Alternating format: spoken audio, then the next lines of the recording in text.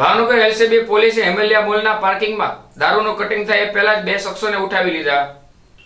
Bhavnagar LCB police સ્ટાફના માણસો ભાવનગર શહેરી વિસ્તારમાં પેટ્રોલિંગમાં હતા। તે દરમિયાન બાતમી મળી હતી કે હિમાલયા મોલના પાર્કિંગમાં સફેદ કલરની મારુતિ સુઝુકી કંપનીની સ્વિફ્ટ ડિઝાયર કાર આગળ પાછળ રજિસ્ટર્ડ નંબર GJ06PR 3321માં બહારથી ભારતીય બનાવટનો પરપ્રાંત ઇંગ્લિશ દારૂનો જથ્થો લાવી બે માણસો કારમાં બેઠા છે।